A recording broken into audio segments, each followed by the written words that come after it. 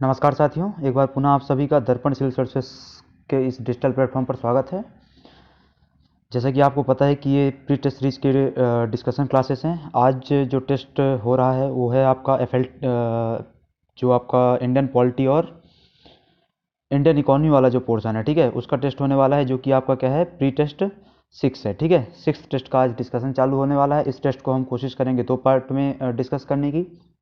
पहले पार्ट में पॉलिटी के क्वेश्चंस का डिस्कशन किया जाएगा और दूसरे पार्ट में इकोनॉमी वाले क्वेश्चंस का डिस्कशन किया जाएगा। चालू करते हैं। सबसे पहला प्रश्न है आपका इसमें कि निम्नलिखित में से कौन सा कथन सही नहीं है। 4 ऑप्शन दिए गए हैं। पहला ऑप्शन है कि 1935 के अधिनियम के प्रावधानों के अनुरूप बर्मा को भारत से अलग किया गया। दूसरा ऑप्शन है कि भारत में राष्ट्रपति को अध्यादेश जारी करने की शक्ति 1935 के अधिनियम से मिलती है। तीसरा है कि 1935 में भारत के लिए एक लिखित संविधान का प्रावधान किया गया था। और चौथा ऑप्शन है कि 1935 में पहली बार प्रांतीय स्तर पर द्विसदनीय विधानमंडल की स्थापना की गई थी। ठीक है, तो यहाँ से हमसे पूछा गया सही नहीं है, तो आपका जो यहाँ पे सी स्टेटमेंट है कि भारत शासन अधिनियम 1935 में भारत के लिए एक लिखित संविधान का प्रावधान किया गया था, ये स्टेटमेंट पूर्णतः गलत है।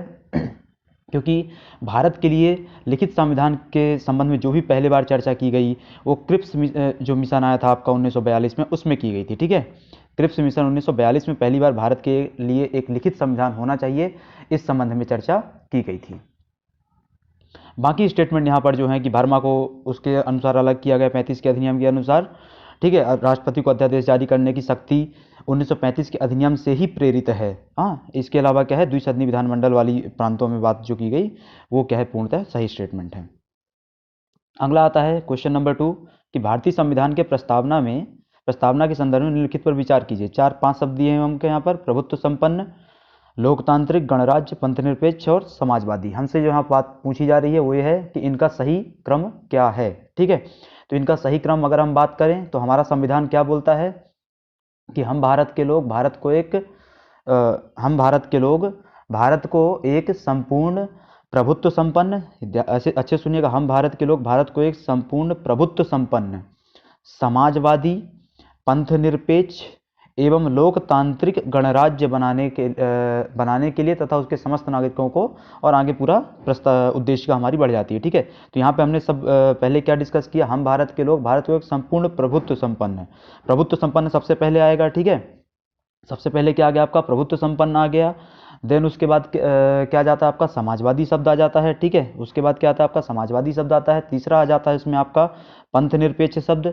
चौथा आ जाता है आपका लोकतांत्रिक शब्द, और फिर आ जाता है आपका गणराज्य शब्द। ठीक है, तो AEDBC मतलब कि डी ऑप्शन क्या हो जाएगा आपके लिए, सही हो जाएगा।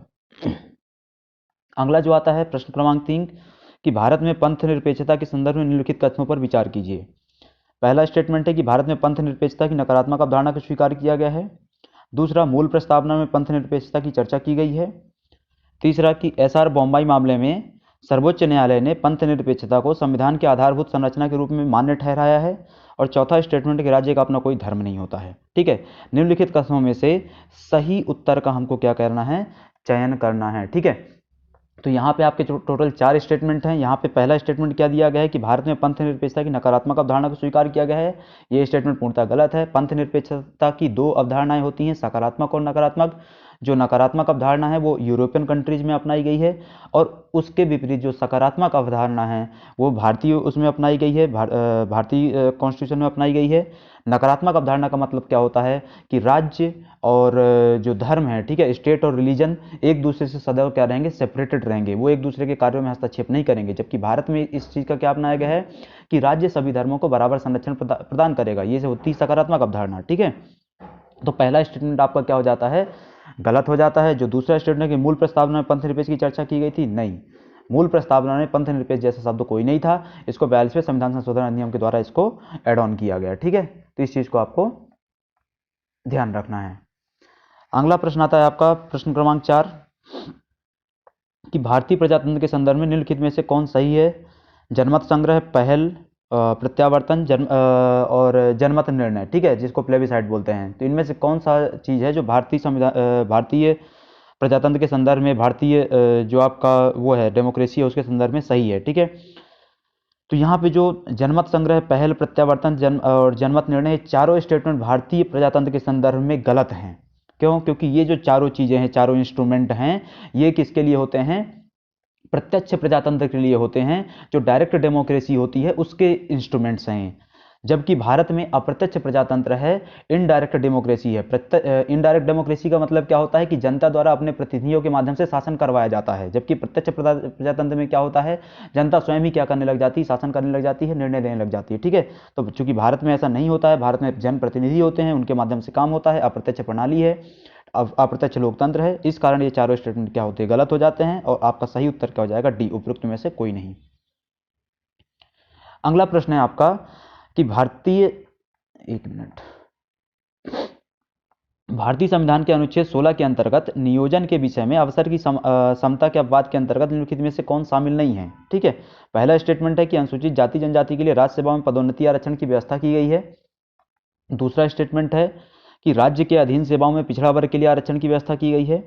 तीसरा कि SC, ST और OBC के लिए सरकारी गैर सरकारी शिक्षण संस्थानों में आरक्षण की व्यवस्था की गई है। और चौथा स्टेटमेंट है कि धार्मिक या सांप्रदायिक संस्था के क्रियाकलाप संबंधित किसी विशिष्ट धर्म संप्रदाय के पदाधिकारी संबंधी प्रावधान किया गया है। ठीक है, यहाँ पे जो पूरी बात की जा रही है वो आपके अनुच्छेद 15 से संबंधित बातें की जा रही हैं। ठीक है, अनुच्छेद 15 में जितने भी प्रावधान किए गए हैं उसके सब क्लॉजेस में उनकी बातें की जा रही हैं। ठीक है, तो हम सबसे पहले यहाँ पे अनुच्छेद 15 को समझ लेते हैं, देन आपका ये प्रश्न क्या हो जाएगा, स्वतः कवर हो जाएगा। ठीक है, सबसे पहले आते हैं अनुच्छेद 15 में। अनुच्छेद 15 की जब हम बात करते हैं तो सामान्य से उसमें एक बात लिखी गई है कि केवल धर्म, मूल वंश, जाति, लिंग, जन्म स्थान आदि के आधार पर नागरिकों से विभेद नहीं किया जाएगा, ये बात की गई है। ठीक है, अब वहीं पे फिर अनुच्छेद 15 सब क्लॉज 1, अनुच्छेद 15 सब क्लॉज 2 आते हैं, जो सामान्य अगेन बात करते हैं कि किन किन आधारों पे विभेद नहीं किया जाएगा। अब वहां से जो उसके बाद जो आता है 15(3), वहां से बहुत ज़्यादा इंपॉर्टेंट चीज़ें हैं। सबसे पहले आता है अनुच्छेद 15(3), इस चीज़ों को आप नोट करते जाइएगा अपने उसमें। अनुच्छेद 15(3) क्या बोलता है कि राज्यों को स्त्रियों बालकों के लिए विशेष प्रावधान करने की शक्ति प्रदान की गई है। अनुच्छेद 15(3) में क्या लिखा गया है कि राज्य मतलब स्टेट मतलब आर्टिकल 12 में जिस स्टेट की बात की गई उसकी हम यहाँ पे चर्चा कर रहे हैं। ठीक है, तो राज्य को स्त्री बालक के लिए विशेष प्रावधान करने की शक्ति है, यहीं से आपका महिला आरक्षण निकलता है। ठीक है, फिर आता है 15(4). 15(4) में क्या बात की गई है कि प्रथम संशोधन से इसको क्या किया गया, जोड़ा गया। 15(4) में जो बातें लिखी गई हैं उनको प्रथम संविधान संशोधन अधिनियम 1951 से जोड़ा गया, जिसमें क्या लिखा गया है कि सामाजिक और शैक्षणिक रूप से पिछड़े SC, ST, OBC को शासकीय शैक्षणिक संस्थानों में आरक्षण की बात की गई। इस पॉइंट को अच्छे से ध्यान रखिएगा। अनुच्छेद 15(4) जिसको प्रथम संशोधन से जोड़ा गया उसमें SC, ST, OBC के लिए सरकारी शैक्षणिक संस्थानों में आरक्षण की बात की गई है। फिर आता है आपका 15(5). 15(5) में किस चीज की बात की गई है? 15(5) में इसको 93rd अमेंडमेंट 2005 से जोड़ा गया, जिसमें निजी शिक्षण संस्थानों में SC, ST, OBC को शैक्षणिक आरक्षण की बात की गई है। ठीक है, 15(4) में शासकीय शैक्षणिक संस्थानों में SC, ST, OBC को शैक्षणिक आरक्षण, और 15(5) में निजी शिक्षण संस्थानों में SC, ST, OBC को शैक्षणिक आरक्षण। और फिर आता है आपका 15(6), जिसमें EWS के लिए आरक्षण की बात की गई है, शैक्षणिक आरक्षण की बात की गई है। तो ये तो क्या हो जाता है आपका अनुच्छेद 15 हो जाता है। अब इसके आधार पे अगर हम जाएंगे तो यहाँ पे जो आपका सही उत्तर हो जाएगा वो क्या हो जाएगा? C, क्योंकि यहाँ पे लिखा हुआ है SC, ST, OBC के लिए सरकारी और गैर सरकारी शैक्षणिक संस्थानों में आरक्षण की व्यवस्था की गई। ठीक है, तो ये चीज़ क्या हो उसमें समाहित नहीं होती है अनुच्छेद 16 में। क्यों? क्योंकि ये अनुच्छेद किसका हो गया? 15 का पार्ट हो गया, जस्ट हमने ऊपर अभी डिस्कस किया। ठीक है, अब यहाँ पे चूंकि अनुच्छेद 16 की भी चर्चा आई है तो अनुच्छेद 16 को भी हम थोड़ा सा डिटेल में डिस्कस कर लेते हैं। अनुच्छेद 16 में जो बात की गई है एक ओवरऑल, वो क्या की गई? लोक नियोजन में अवसर की समानता की बात की गई है। लोक नियोजन मतलब जो पब्लिक एम्प्लॉयमेंट होता है उसमें अवसर की बात की गई। ठीक है, अब यहाँ पे अगेन जो 16(3) आ जाता है, 16(1), 16(2) में क्या सामान्य चर्चाएं की गई हैं, उनसे मतलब नहीं। 16(3) से और जो अपवाद हैं, 16(3) में क्या बात की गई कि राज्य सरकारें कुछ सेवाओं में निवास की अर्हता लगा सकती हैं।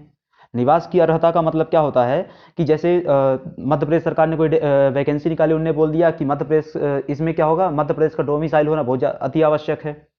ठीक है, तो उस चीज की 16(3) हो गया। 16(4) क्या बोलता है? 16(4) में जो OBC वर्ग है उसके लिए शासकीय सेवाओं में आरक्षण की बात की गई है। 16(4) में OBC वर्ग के लिए शासकीय सेवाओं में आरक्षण की बात की गई है। ठीक है, फिर आ जाता है आपका 16(5), एक मिनट है ना, फिर आता है आपका 16(4) का सब क्लॉज।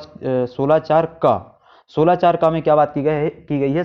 पदोन्नति में आरक्षण की बात की गई है, जिसको 77वें संविधान संशोधन अधिनियम से जोड़ा गया था 1995 में। ठीक है, ये 16(4) का हो गया। फिर आता है आपका 16(5).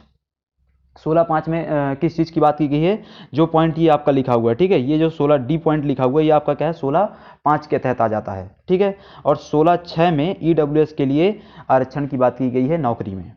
तो ये पूरा क्या हो जाता है आपका आर्टिकल हो जाता है, ठीक है, 15 और 16। अब आता है आपका अगला प्रश्न, प्रश्न क्रमांक 6। उसमें प्रश्न है कि 1919 के भारत शासन अधिनियम की निम्नलिखित में से कौन सी प्रमुख विशेषता या विशेषताएं हैं, ठीक है। तो यहाँ पे जो आपके लिए ऑप्शन दिए गए हैं वो क्या क्या हैं कि प्रांतों की कार्यकारिणी सरकार में द्वैध शासन की व्यवस्था की जाएगी। दूसरा, मुसलमानों के लिए पृथक सामुदायिक निर्वाचक मंडल की व्यवस्था की जाएगी। तीसरा है, केंद्र द्वारा प्रांतों में विधायिनी शक्ति का हस्तांतरण किया जाएगा। सिंपल सा क्वेश्चन है। इसमें जो आपको पॉइंट नंबर 2 है वो पता है कि 1919 के अधिनियम से आया था। पॉइंट नंबर 2 जो है उसको 1919 के भारत शासन अधिनियम से लागू किया गया था। और पॉइंट नंबर 1 और 3 क्या है, 1919 के अधिनियम से लागू किए गए थे। पॉइंट नंबर 2 1909 के अधिनियम से लागू किया गया था, ठीक है। इस कारण क्या हो जाएगा आपका ऑप्शन नंबर 1 और 3 सही हो जाएगा, केवल ऑप्शन नंबर सी मतलब केवल 1 और 3 सही होगा। अगला आता है प्रश्न क्रमांक 7। प्रश्न क्रमांक 7 में जो चर्चा की गई वो क्या है कि 86वें संविधान संशोधन द्वारा शिक्षा का अधिकार किस अनुच्छेद से दिया गया। सामान्य सा प्रश्न है, आपको ये पता ही होगा, ठीक है। 21 का में शिक्षा के अधिकार की चर्चा की गई है। अगला है, केंद्रीय विधानसभा का निम्नांकित में से कौन सा निर्वाचन भारत शासन अधिनियम 1919 के तहत हुआ था, ठीक है। केंद्रीय विधानसभा का जो निर्वाचन हुआ तो एक तरीके से 1919 के अधिनियम के तहत किस वर्ष हुआ था या किन किन वर्षों में हुआ था ये हमसे पूछा जा रहा है, ठीक है। तो सही उत्तर का चयन करना है। ऑप्शन है आपके 1926, 1937, 1945, ठीक है। तो जो आपका 1926 है और 1945 है, इन 2 वर्षों में क्या हुआ था, केंद्रीय विधानसभा का निर्वाचन हुआ था, ठीक है। इसको आपको याद रखना है। अगला आता है प्रश्न क्रमांक 9। प्रश्न क्रमांक 9 में क्या है, निम्नलिखित में से किस प्रधानमंत्री को सर्वप्रथम अविश्वास प्रस्ताव द्वारा हटाया गया था, ठीक है। तो यहाँ पे ऑप्शन है आपके डॉक्टर जाकिर, एक मिनट, अटल बिहारी वाजपेयी, एच.डी. देवेगौड़ा, विश्वनाथ प्रताप सिंह और मोरारजी देसाई। तो वीपी सिंह जो थे उनको क्या है वो विश्वनाथ प्रताप सिंह जी जो थे जो पहले प्रधानमंत्री थे जिनको अविश्वास प्रस्ताव के द्वारा हटाया गया था, ठीक है। यहीं पे इसी ऑप्शन में आपको अटल बिहारी वाजपेयी जी हैं, उनके बारे में याद रखिएगा। जो सबसे छोटा कार्यकाल रहा है वो अटल बिहारी वाजपेयी जी का रहा है, मात्र 13 दिन की सरकार चली थी 1998 में, ठीक है। मोरारजी देसाई के बारे में आपको क्या याद रखना है, तो मोरारजी देसाई प्रथम गैर कांग्रेसी प्रधानमंत्री थे, ये एक इंपॉर्टेंट पॉइंट उनके बारे में। दूसरा, प्रधानमंत्री पद से त्याग देने वाले भी पहले व्यक्ति ही थे वो, ठीक है। तो मोरारजी देसाई के बारे में आपको इतना याद रखना है। तीसरा, इसके अलावा एच.डी. देवेगौड़ा के बारे में क्या याद रखना है आपको, तो एच.डी. देवेगौड़ा जब प्रधानमंत्री बने उस समय वो कर्नाटक विधानसभा के क्या थे, सदस्य थे। तो इतनी चीजें आपको इनके बारे में याद रखनी है। अगला प्रश्न है आपका, निम्नलिखित में से कौन उपराष्ट्रपति बनने के पहले सोवियत संघ में भारत के क्या थे, राजदूत थे। बहुत ही सामान्य प्रश्न है। डॉक्टर एस राधाकृष्णन सोवियत संघ में भारत के क्या थे, यूएसएसआर में भारत के राजदूत थे। अगला प्रश्न आता है प्रश्न क्रमांक 11, एक मिनट, ठीक है। निम्नांकित में से संविधान सभा के बारे में गलत कथन कौन सा है, ठीक है। संविधान सभा के बारे में गलत कथन कौन सा है। सबसे पहला ऑप्शन जो आता है कि इसने बड़ी संख्या में समितियों की मदद से काम किया, उनमें से प्रारूप समिति क्या थी, महत्वपूर्ण थी। दूसरा, कि अल्पसंख्यक समुदाय जैसे ईसाई, एंग्लो इंडियन, पारसियों सभी को पर्याप्त प्रतिनिधित्व दिया गया। इसके अलावा इसका निर्वाचन सार्वभौम मताधिकार के आधार पर हुआ था और इसकी चुनाव प्रक्रिया 1935 के अधिनियम के 6वीं अनुसूची पर आधारित थी, जिसमें कर, संपत्ति, शैक्षणिक योग्यता आदि कारणों क्या है मताधिकार क्या था, सीमित था। तो यहाँ पे गलत कथन की बात की जा रही है, तो गलत कथन आपको पता चल गया होगी। इसका निर्वाचन सार्वभौम वयस्क मताधिकार के आधार पर नहीं हुआ था, इसका निर्वाचन अप्रत्यक्ष तरीके से प्रांतीय विधानसभाओं के सदस्यों द्वारा किया गया था, ठीक है। तो आपका जो ऑप्शन यहाँ पे सी है वो क्या होगा सही उत्तर, जो कि स्टेटमेंट डी क्या है गलत है। सार्वभौमिक वयस्क मताधिकार के आधार पर नहीं हुआ था, अप्रत्यक्ष निर्वाचन के आधार पर हुआ था, प्रांतीय विधानसभाओं के सदस्यों द्वारा चयन किया गया था।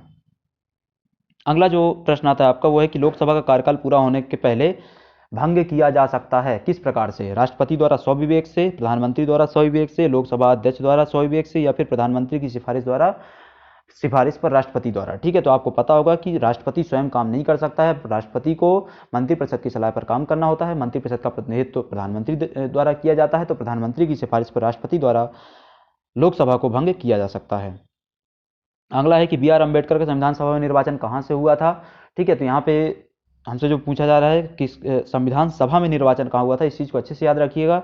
तो वहाँ पे ऑप्शन 4 ऑप्शन में से पहला है पश्चिम बंगाल, बम्बई प्रेसिडेंसी, तत्कालीन मध्य भारत से और पंजाब से, ठीक है। तो यहाँ पे जो पश्चिम बंगाल है और बम्बई प्रेसिडेंसी, इन दोनों जगहों से बी आर अम्बेडकर जी का चुनाव हुआ था, पर यहाँ पे प्रश्न पूछा जा रहा है कि संविधान सभा में कहाँ से चयन हुआ था।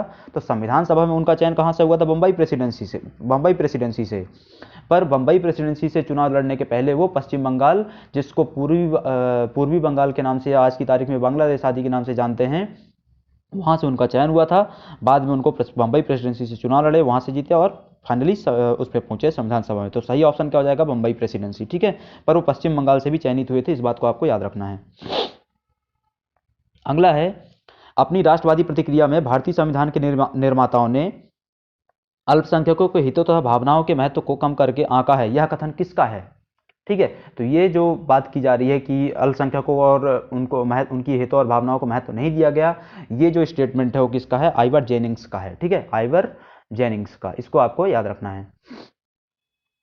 इसके बाद जो अगला स्टेटमेंट आता है वो क्या है कि निम्नलिखित में से कौन संविधान प्रारूप समिति के सदस्य थे? तो संविधान प्रारूप समिति के, हाँ एक मिनट, हाँ आप यहाँ पे जो ऑप्शन पहला आता है कि आपका एन गोपाल स्वामी, दूसरा ऑप्शन क्या आता है आपका जवाहरलाल नेहरू, तीसरा ऑप्शन आता है आपका अल्लादी कृष्ण स्वामी अय्यर, और चौथा ऑप्शन आता है क्या आपका सरदार पटेल। तो आपको अच्छे से पता है कि जवाहरलाल नेहरू और सरदार पटेल तो थे नहीं, तो बचते दो ऑप्शन है, एन गोपाल स्वामी और अल्लादी कृष्ण स्वामी अय्यर। तो एन गोपाल स्वामी और अल्लादी कृष्ण स्वामी अय्यर बी ऑप्शन में क्या होते हैं? फिट होते हैं। ठीक है, तो बी ऑप्शन आपको क्या है? याद रखना है। अगला आता है आपका प्रश्न क्रमांक 16 कि भारत में न्यायिक पुनरीक्षण की संकल्पना निम्नांकित देश के संविधान से ली गई है। तो न्यायिक पुनरीक्षण, जुडिशियल रिव्यू की जो संकल्पना है वो आपको अच्छे से पता है, संयुक्त राज्य अमेरिका से ग्रहित है। ठीक है, वहां से ली गई है। अगला प्रश्न है कि किसी व्यक्ति को एक ही अपराध के लिए एक बार से अधिक अभियोजित और दंडित नहीं किया जा सकता। ठीक है, अपराधों के लिए दोष सिद्धि के संबंध में उपरोक्त संरक्षण किस अनुच्छेद के अंतर्गत दिया जाता है? ठीक है, ऑप्शन है आपका 19, 21, 20, 22। ठीक है, तो जो सही आंसर होगा वो क्या होगा? आपका 20। यहाँ पे आपको आर्टिकल यहाँ पे देख लेना है, 20 को थोड़ा डिटेल में देख लेते हैं। जो अनुच्छेद 20 में बात कही गई वो क्या है? दोष सिद्धि के संबंध में संरक्षण की बात की गई है। उसमें अगर हम डिटेल में जाएं तो 20 का सब क्लॉज 1, 20 के सब क्लॉज 1 में क्या बात की गई है? कार्योत्तर विधियों से संरक्षण। मतलब आप जिस समय अपराध किए हैं उस समय उस अपराध के लिए जो दंड है उसी दंडिक प्रक्रिया के आधार पर आपको दंड दिया जाएगा। ऐसा नहीं कि एक नया कानून ला करके आपको उसमें ज्यादा सजा दी जाएगी। ठीक है, तो उस समय अपराध के समय जो भी दंड प्रावधान था उसी के आधार पर आपको दंड दिया जाएगा। अनुच्छेद 20(2) में क्या बात की गई है? अनुच्छेद 20(2) इसमें दोहरे दंड से संरक्षण की बात की गई है, जो यहाँ पे पॉइंट लिखा हुआ था।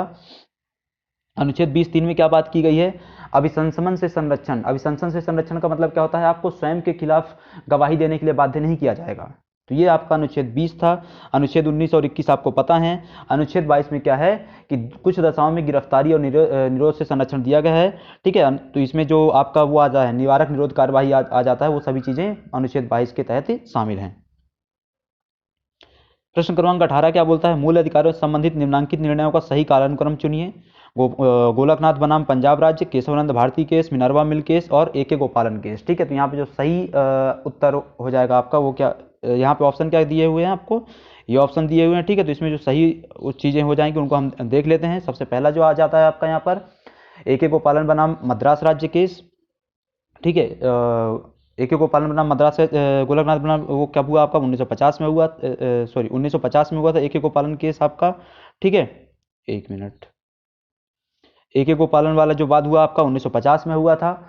इसके अलावा गोलकनाथ जो वाद है आपका 1967 में हुआ था। ठीक है, केशवानंद भारती केस 1973-74 में हुआ था। ठीक है, 1973-74 में हुआ।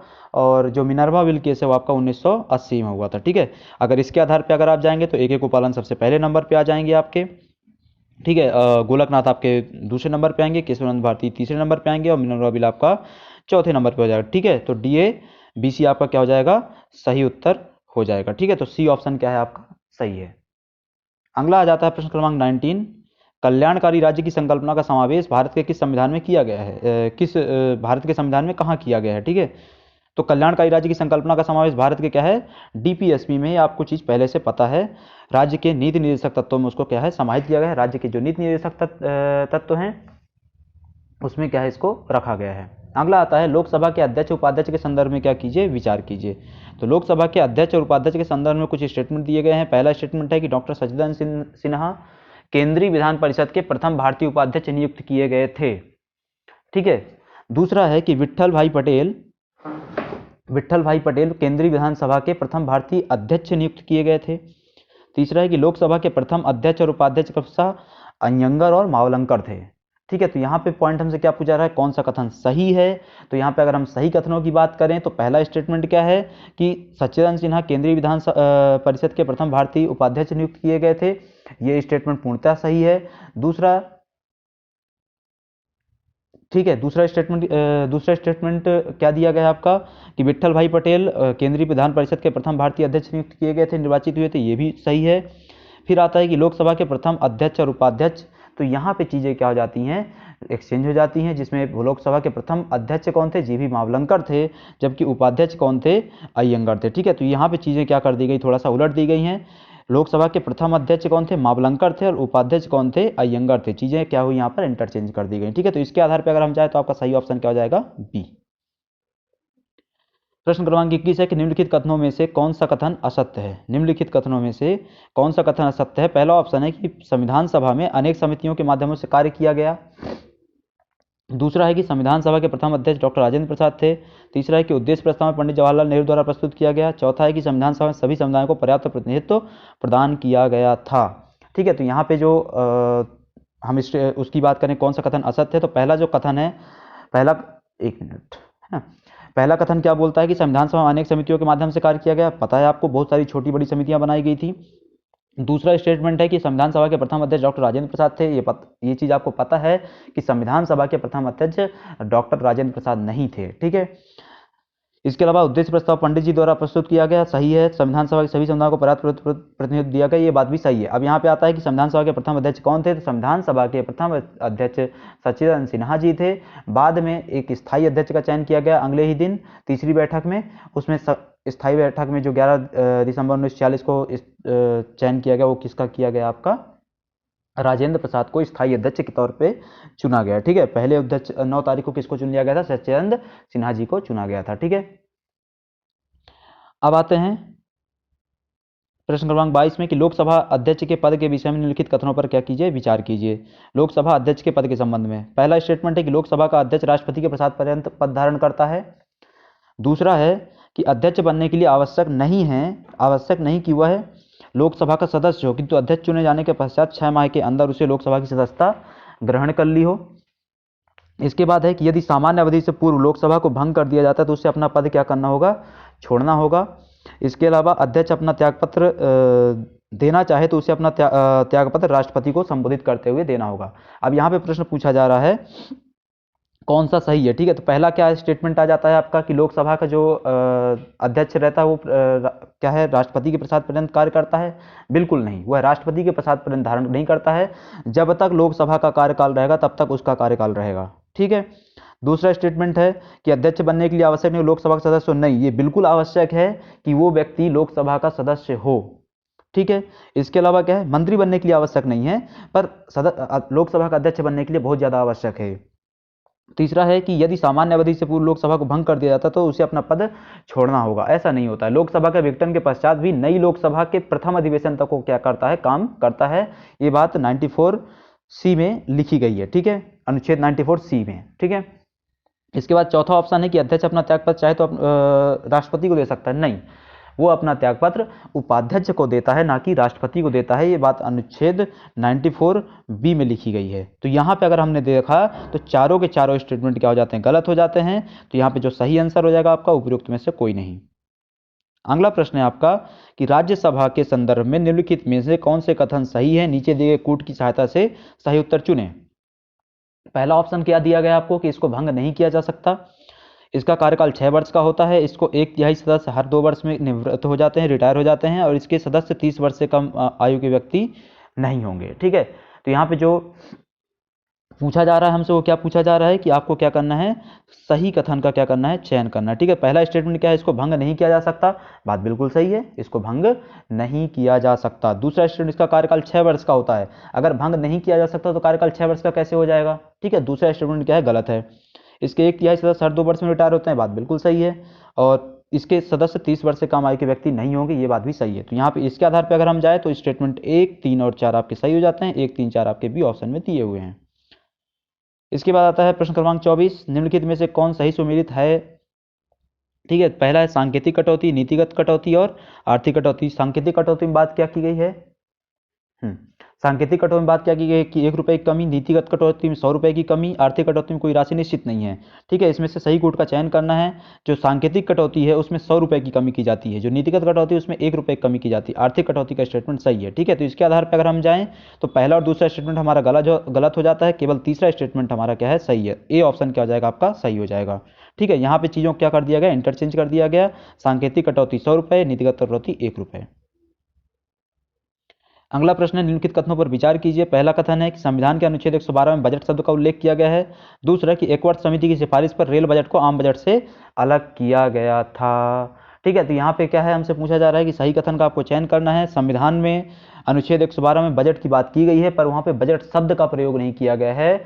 वहाँ पे क्या की बात किया गया है, वार्षिक वित्तीय विवरण शब्द का प्रयोग किया गया है। एनुअल फाइनेंशियल स्टेटमेंट शब्द का प्रयोग किया गया है। ठीक है, तो पहला स्टेटमेंट क्या हो जाता है आपका, गलत हो जाता है। जो दूसरा स्टेटमेंट है वो दूसरा स्टेटमेंट आपका पूर्णतः सही है, इसलिए आपका क्या है, केवल बी ऑप्शन सही हो जाएगा। केवल 2 या बी ऑप्शन सही होगा। अगला प्रश्न है आपका, निम्नलिखित कथनों पर विचार कीजिए।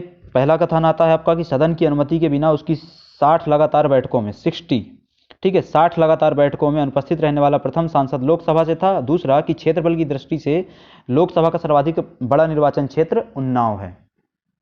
ठीक है, तो निम्नलिखित कथनों पर हम विचार करें। सबसे पहला स्टेटमेंट क्या है कि 60 लगातार बैठकों में जो अनुपस्थित रहने वाला सदस्य था वो लोकसभा से नहीं था, राज्यसभा से था। ठीक है, और दूसरा कि क्षेत्रफल की दृष्टि से सर्वाधिक बड़ा क्षेत्र उन्नाव नहीं, लद्दाख है। ठीक है, सबसे बड़ा क्षेत्र क्या है, लद्दाख है। ठीक है, तो यहाँ पे अगर हम दोनों के हिसाब से जाएं तो दोनों स्टेटमेंट क्या हो जाते हैं, गलत हो जाते हैं। अब हम बात करते हैं कि ये जो व्यक्ति था तो वो था कौन, तो राज्यसभा के सांसद थे, जो कि नवंबर 2000 में ये घटना हुई।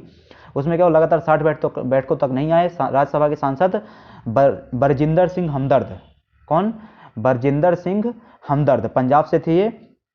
तो इनको फिर बाद में क्या कर दिया गया था, अयोग्य घोषित कर दिया गया था। तो ये पहला स्टेटमेंट का एक्सप्लेनेशन हो गया। दूसरा कि क्षेत्रफल की सर्वाधिक बड़ा क्षेत्रफल क्या है आपका, लद्दाख है, और सर्वाधिक छोटा क्षेत्रफल क्या है आपका, चांदनी चौक, दिल्ली।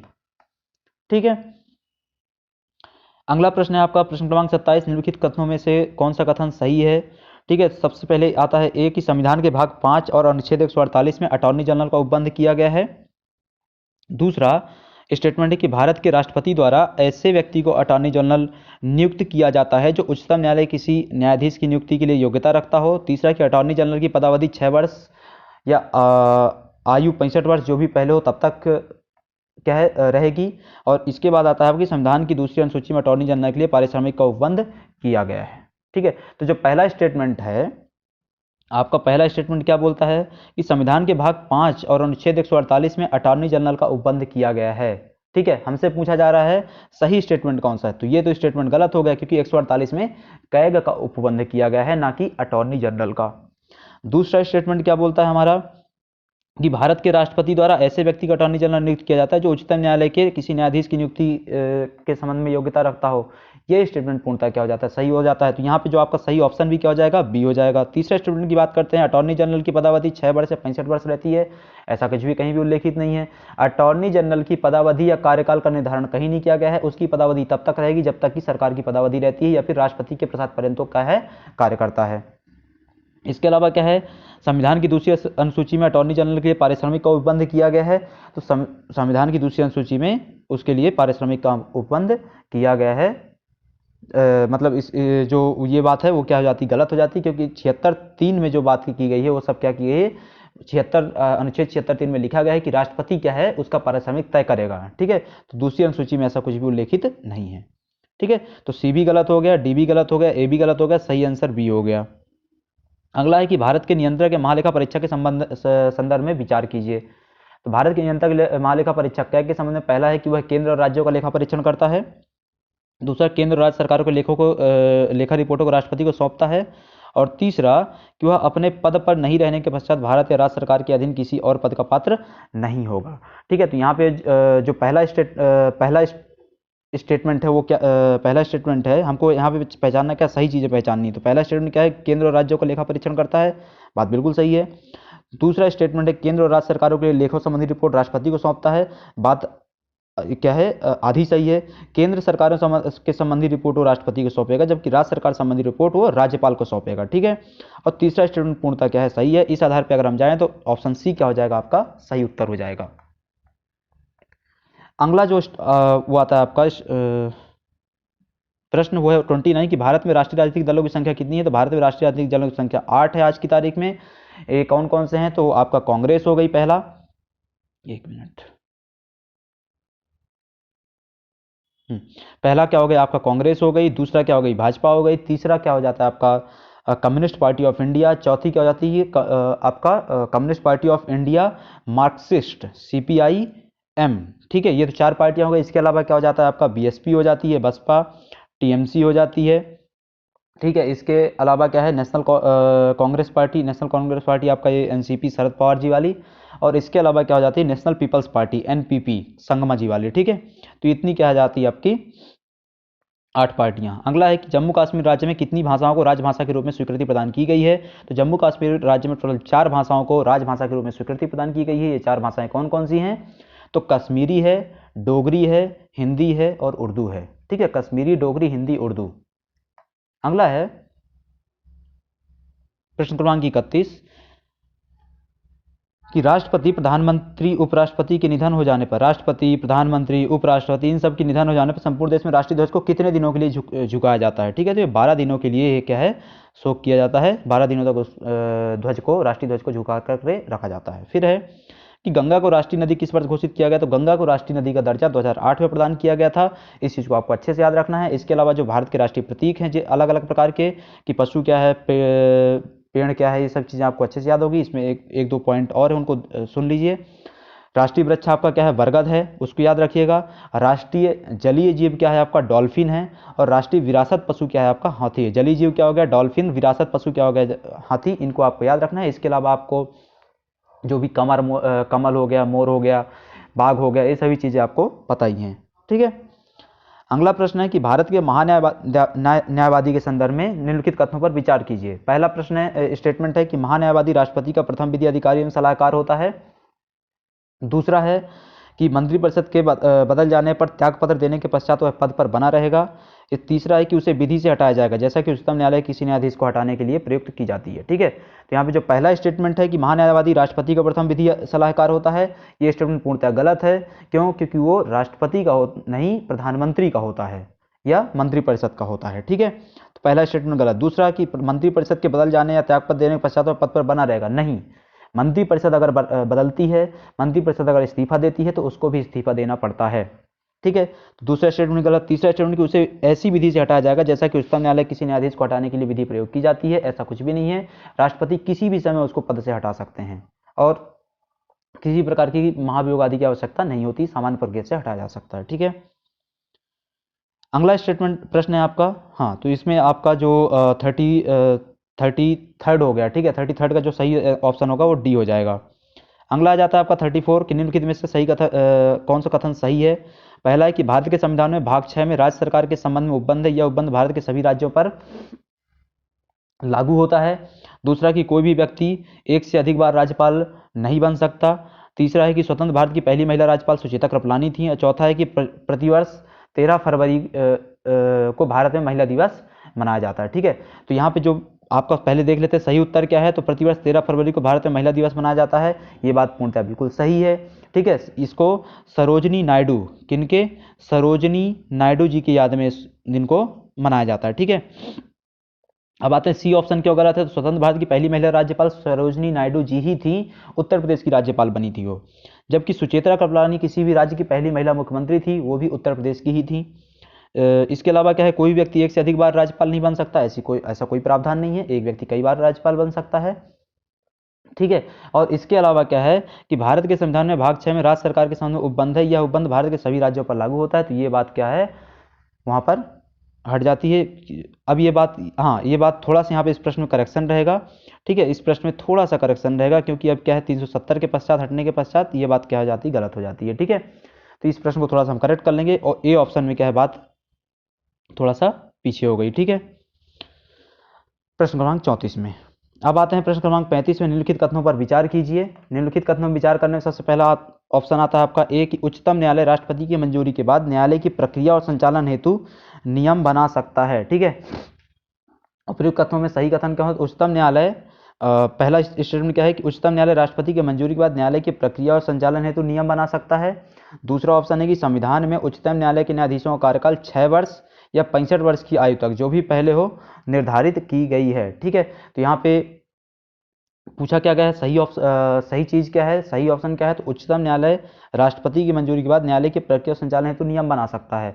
ये बात पूर्णतः सही है, पर संविधान में उच्चतम न्यायालय के न्यायाधीशों का कार्यकाल 6 वर्ष या 65 वर्ष की आयु तक जो भी पहले हो निर्धारित की गई है, ये बात पूर्णतः क्या है? गलत है। वहां पे 6 वर्ष जैसा कोई प्रावधान नहीं, 65 वर्ष जैसा प्रावधान है। ठीक है, तो यहाँ पे जो आपका सही उत्तर हो जाएगा वो क्या हो जाएगा? A option.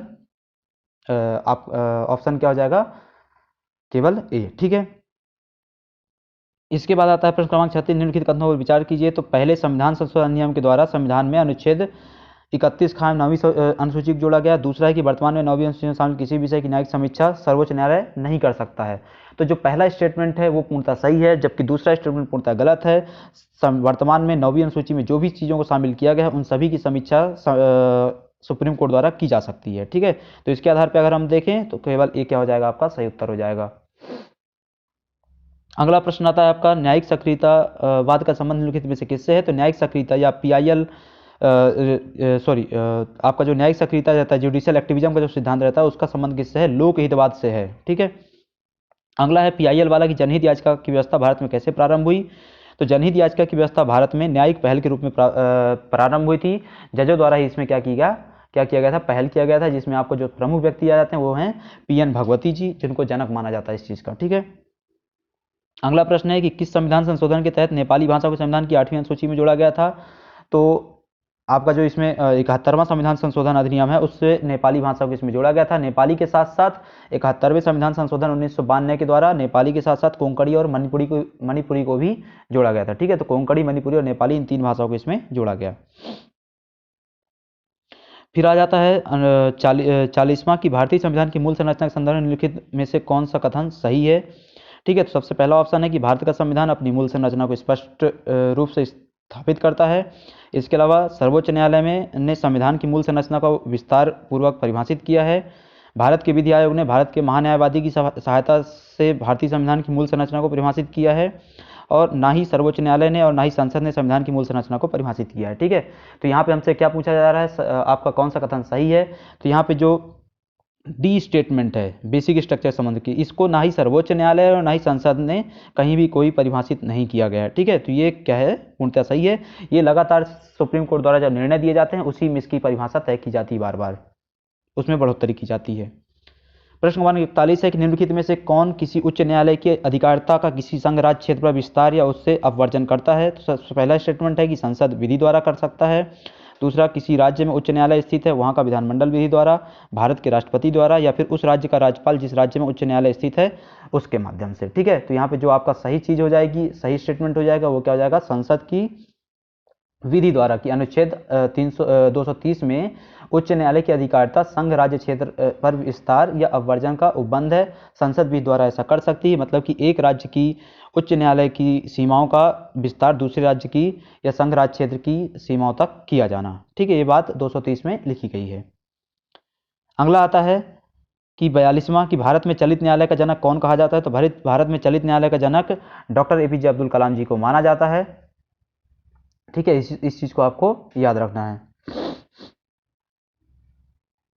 अगला प्रश्न है कि भारत के उच्चतम न्यायालय की सभी कार्यवाहियां अंग्रेजी भाषा में होगी, यह प्रावधान कहाँ किया गया है? ठीक है, तो अंग्रेजी भाषा में कार्यवाहियां होगी, पूरा ये प्रावधान कहाँ किया गया? भारतीय संविधान के अनुच्छेद 348 में इसका प्रावधान किया गया है। ठीक है, तो इस चीज को आपको याद रखना है कि सभी कार्यवाहियां अंग्रेजी भाषा में होंगी। इसके अलावा भारत में नागरिकता ग्रहण एवं नागरिकता का त्याग क्रमशः कितने प्रकार से होता है?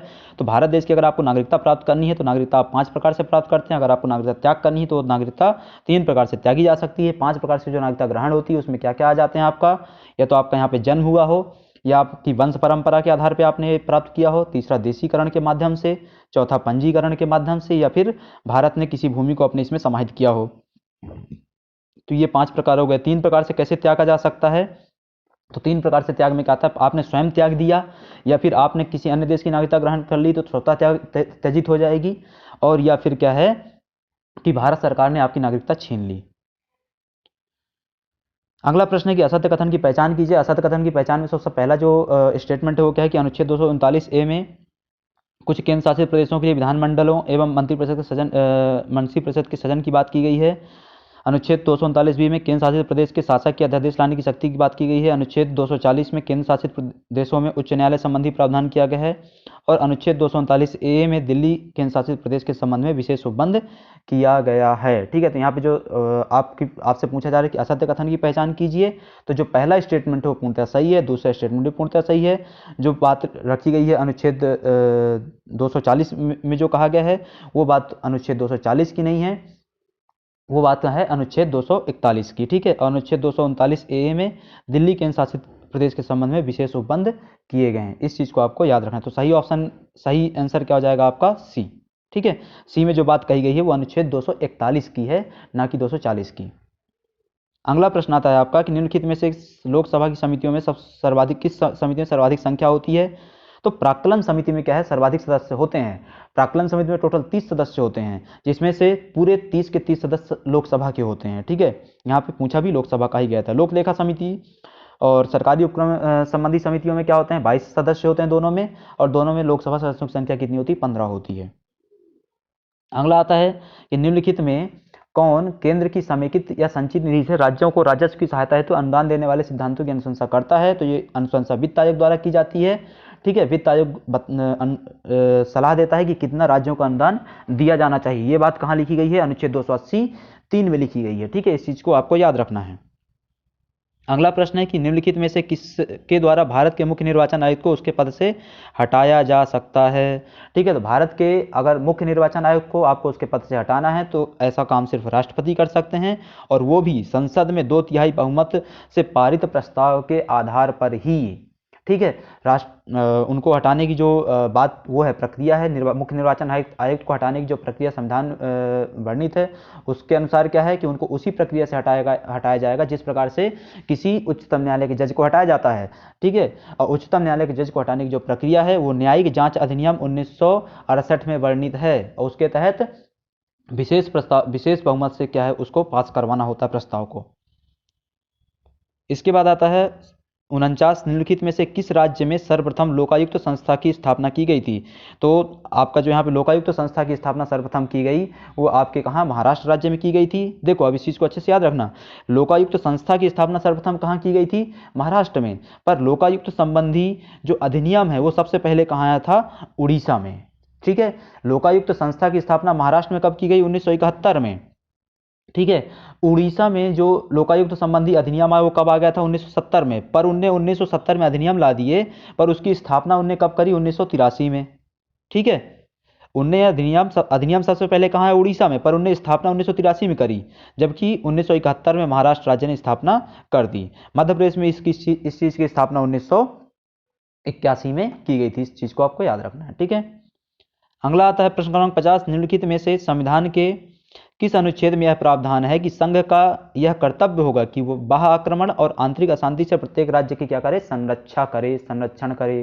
तो ये जो बात है वो आपके अनुच्छेद 355 में वर्णित है। अनुच्छेद 352 आपको पता है राष्ट्रीय आपातकाल, 356 आपको पता है राष्ट्रपति शासन, 365 में भी राष्ट्रपति शासन की ही बात की गई है, पर वो किस संबंध में, जब राज्य केंद्र द्वारा दिए गए निर्देशों आदि का पालन नहीं करता है उस परिस्थिति में।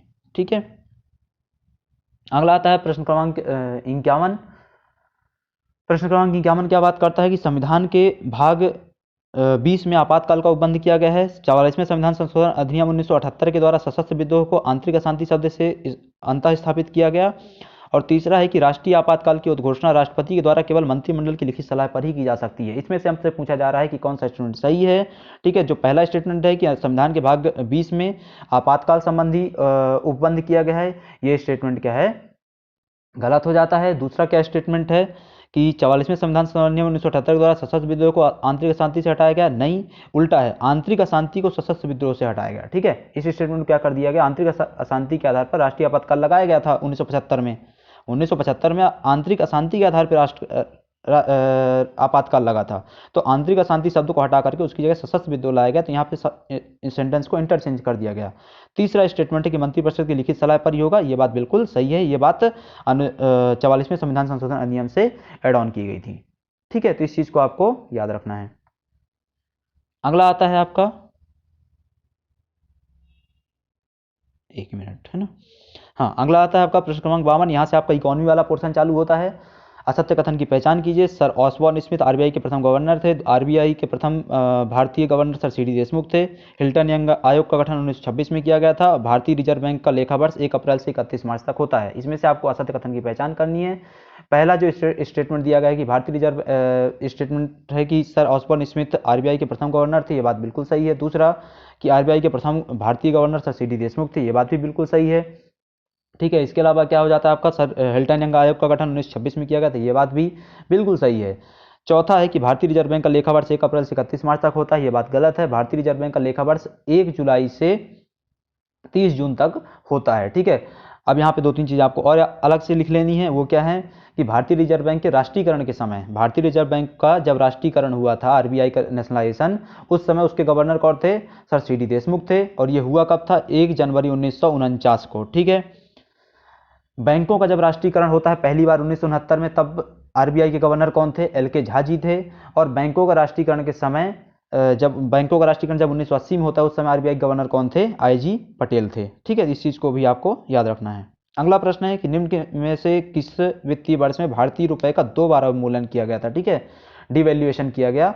तो 2 बार अवमूल्यन कब हुआ, 1991-92 में, जब भारत में क्या हुआ, एलपीजी हुआ। ठीक है, अगला प्रश्न आता है कि निम्नलिखित में से कौन डायरेक्ट टैक्स के उदाहरण है। यहाँ पे 4 ऑप्शन दिए गए हैं। पहला ऑप्शन है आपका व्यक्तिगत आय कर, मतलब कि इनकम टैक्स आपका।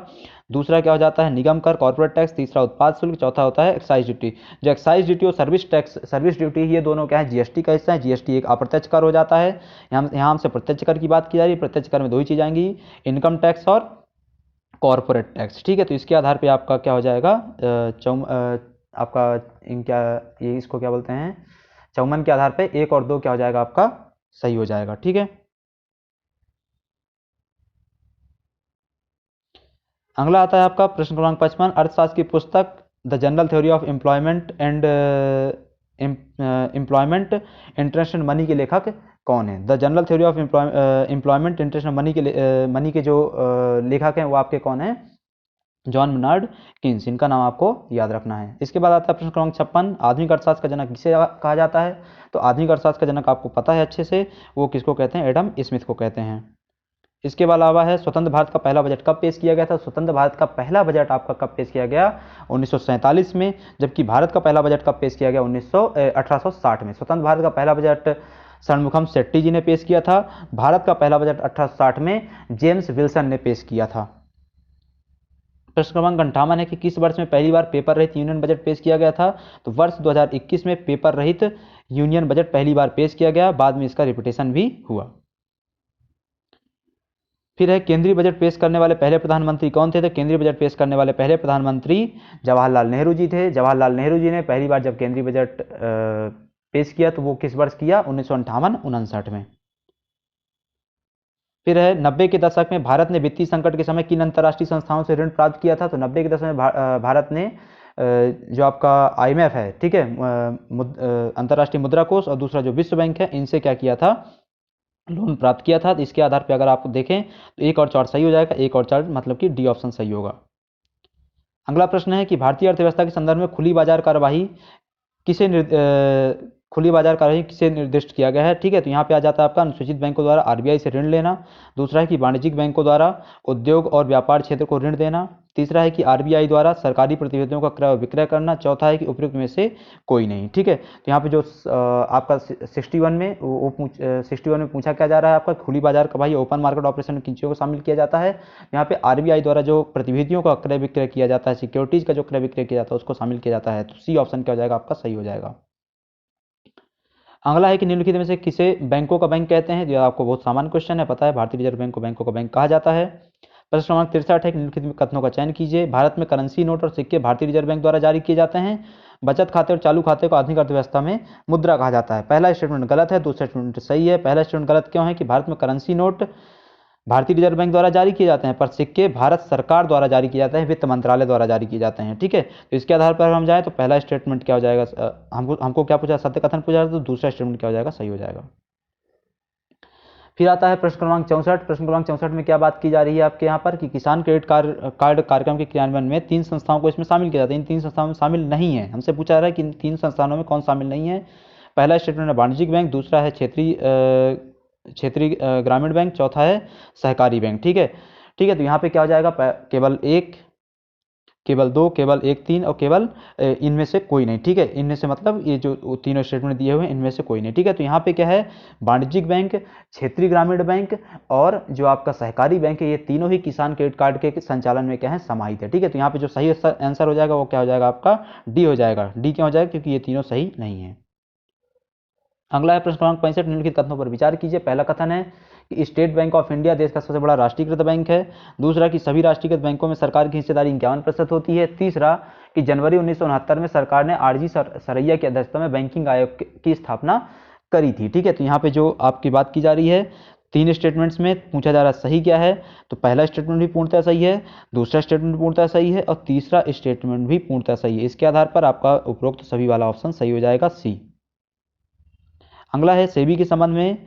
सेबी के संदर्भ में निम्नलिखित कथनों पर विचार कीजिए। पहला कि सेबी एक संवैधानिक निकाय है। दूसरा कि प्रधानमंत्री सेबी के क्या होते हैं, प्रदेश अध्यक्ष होते हैं। और तीसरा कि सेबी का मुख्यालय मुंबई में है, इसके क्षेत्रीय कार्यालय कोलकाता, चेन्नई तथा दिल्ली में स्थित है। पहला स्टेटमेंट पूर्णतः गलत है क्योंकि ये संवैधानिक नहीं वैधानिक निकाय है। दूसरा स्टेटमेंट भी गलत है क्योंकि प्रधानमंत्री इसके अध्यक्ष नहीं होते हैं। तीसरा स्टेटमेंट पूर्णतः सही है। इसके आधार पर अगर हम जाएं तो आपका केवल 3 क्या हो जाएगा, सही हो जाएगा। ठीक है, केवल 3 क्या हो जाएगा, आपका सही उत्तर हो जाएगा। अगला आता है प्रश्न क्रमांक 67।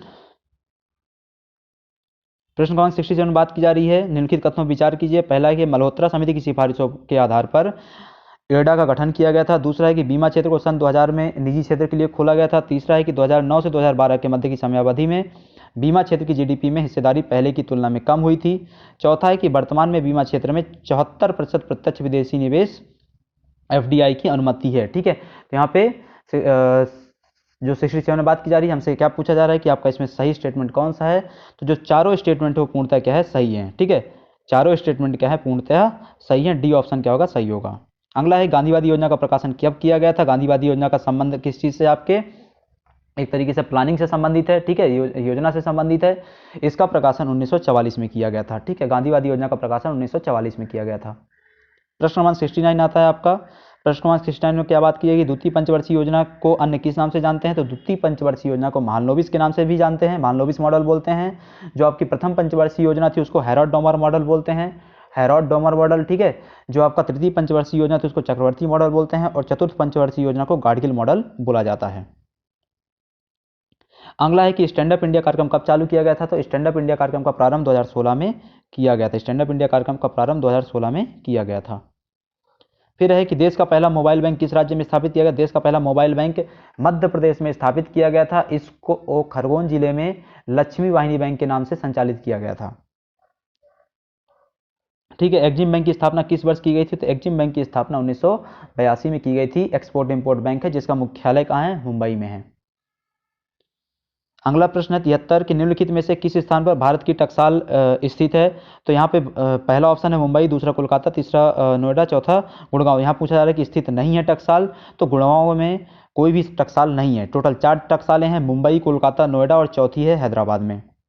प्रश्न क्रमांक 74 है कि बॉम्बे स्टॉक एक्सचेंज की स्थापना कब की गई थी, तो बॉम्बे स्टॉक एक्सचेंज की स्थापना 1875 में की गई थी। ठीक है, बॉम्बे स्टॉक एक्सचेंज की स्थापना 1875 में की गई थी, जिससे 2002 में जब इसकी स्थापना की गई तब इसका नाम क्या होता था, stock exchange Mumbai. Stock exchange Mumbai इसका नाम होता था। बाद में 2002 में इसका नाम बदल करके मुंबई स्टॉक एक्सचेंज कर दिया गया था।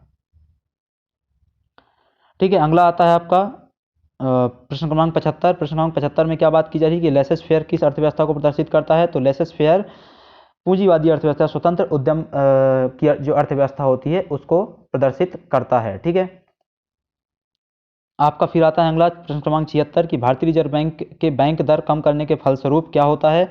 अगर भारतीय रिजर्व बैंक बैंक दर को कम करता है तो बाजार में तरलता बढ़ जाती है। ठीक है, फिर आता है प्रश्न क्रमांक 77, निम्नलिखित में से कौन सा बैंक मुख्यतः लघु उद्योगों के संदर्भ में कार्य करता है? तो यहाँ पे जो सिडबी होता है, ठीक है, क्या होता है? SIDBI, small industries development bank of India, वो क्या है? लघु उद्योगों के लिए काम करता है।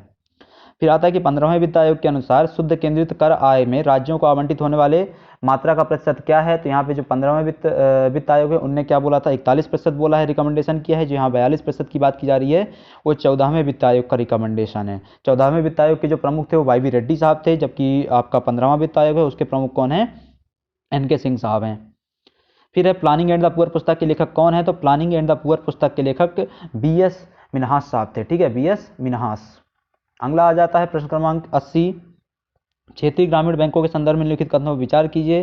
ठीक है, आरआरबी के संबंध में इनका स्थापना 2 अक्टूबर 1975 को हुआ था। ठीक है, इनकी स्थापना 2 अक्टूबर 1975 को। दूसरा है कि बैंक अल्पावधि में ही घाटे में चले गए, जिसका मुख्य कारण के पीछे व्यावसायिक प्रेरणा कमी रही। तीसरा कि क्षेत्रीय ग्रामीण बैंकों की संकल्पना इस नीति पर आधारित थी कि वे कम ब्याज दर पर ग्रामीण समाज के केवल कमजोर वर्गों को ऋण देंगे, दूरस्थ एवं ग्रामीण क्षेत्रों में शाखाएं खोलें तो लागत कम रखेंगे। ये तीनों स्टेटमेंट पूर्णतः क्या हो जाते हैं? सही हो जाते हैं। इस कारण आपका डी स्टेटमेंट क्या हो जाएगा? सही हो जाएगा, डी ऑप्शन। प्रश्न क्रमांक 81 है कि दिसंबर 1995 में लघु उद्योगों में सुधार हेतु सुझाव देने के लिए आबिद हुसैन समिति का गठन किया गया था। दूसरा कि स्वरोजगार क्रेडिट कार्ड योजना की शुरुआत 2003 में नाबार्ड द्वारा की गई थी। ठीक है, तो यहाँ पे जो आपका ऑप्शन 1 है वो पूर्णतः सही है और ऑप्शन 2 भी आपका क्या है? पूर्णतः सही है। ठीक है, इसके आधार पर आपका ऑप्शन सी सही हो जाएगा। फिर है 82, मौद्रिक नीति उपकरणों में क्या शामिल होता है? यहाँ पे क्या दिया है आपका? CRR, SLR, repo rate, reverse repo rate, open market operation, ये सभी चीज़ें क्या होता है? मौद्रिक नीति उपकरणों में शामिल होती हैं। ये इस कारण क्या हो जाएगा आपका? उपरोक्त सभी हो जाएगा। फिर है भारत सरकार ने किससे फेरा को प्रतिस्थापित किया था? जो फेरा अधिनियम था उसको किससे प्रतिस्थापित किया? तो फेमा अधिनियम से प्रतिस्थापित किया था। पहले क्या चलता था? फॉरेन एक्सचेंज रेगुलेटरी एक्ट चलता था। फिर क्या आया आपका?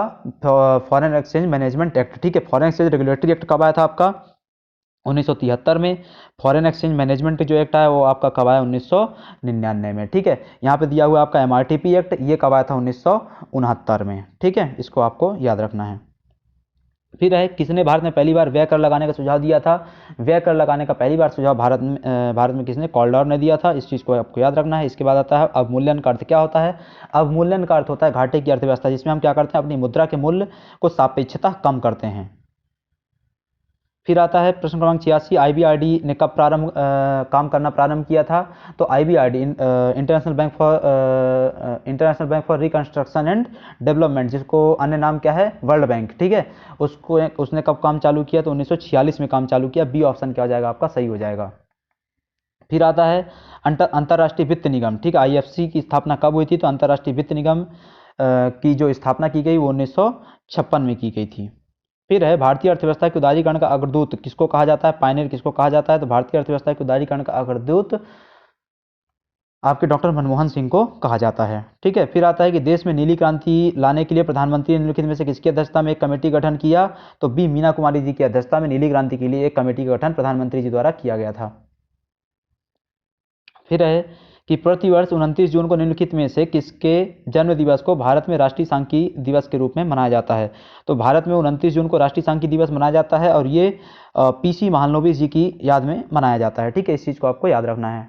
अगला प्रश्न 51 है कि स्टैंड अप इंडिया जो स्कीम है उसके संदर्भ में निम्नलिखित कथनों पर विचार कीजिए। पहला कथन है कि SC ST महिला उद्यमियों में उद्यमिता को प्रोत्साहित करने के लिए किया गया। दूसरा कि SEDB के माध्यम से पुनर्वित्त का प्रावधान करता है।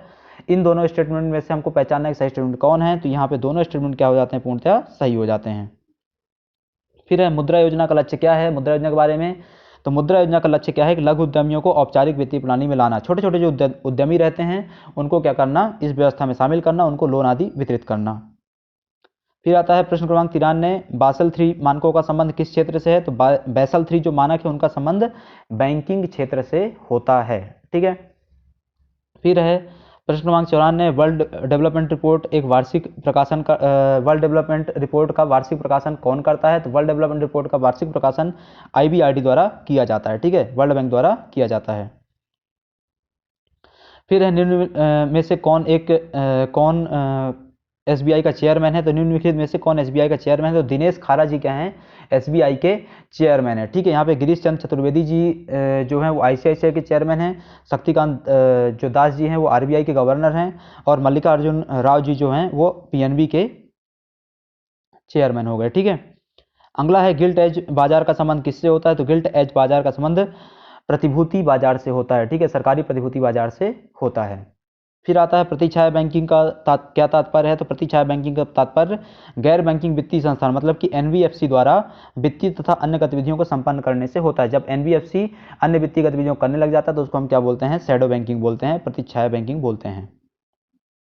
फिर आता है कि भारतीय रिजर्व बैंक निम्नलिखित में से किन राज्य सरकारों को बैंकिंग व्यापार का संचालन नहीं करता है? ठीक है, भारतीय रिजर्व बैंक जम्मू कश्मीर और सिक्किम राज्यों को क्या है, ये काम नहीं करता है। अगला है कि एडा का नियमन कौन करता है? तो एडा के नियमन 99 में अगर हम जाएं एडा के नियमन के संबंध में, तो एडा किस चीज़ का नियमन करता है? तो एडा आपका इंश्योरेंस रेगुलेटरी बॉडी है जो कि बीमा क्षेत्र का क्या करती है? नियमन करती है। इसमें आ जाता है आपका बैंकिंग क्षेत्र, उसका नियमन आरबीआई द्वारा किया जाता है। पूंजी बाजार क्षेत्र, उसका नियमन सेबी द्वारा किया जाता है। जो पेंशन क्षेत्र होता है उसका नियमन पीएफआरडी द्वारा किया जाता है, पीएफआरडीए द्वारा किया जाता है, pension fund regulatory development authority of India द्वारा किया जाता है। ठीक है, आखिरी प्रश्न आता है प्रश्न क्रमांक 100, बुल एंड बियर का संबंध किससे होता है? तो बुल एंड बियर का संबंध शेयर बाजार से होता है। ठीक है, तो ये पूरा आपका आज का डिस्कशन था। पूरे 100 प्रश्नों को हमने इसमें डिस्कस किया। तो आज का वीडियो यहीं समाप्त करते हैं, मिलते हैं आपसे अगले डिस्कशन में, तब तक के लिए आप सभी का धन्यवाद।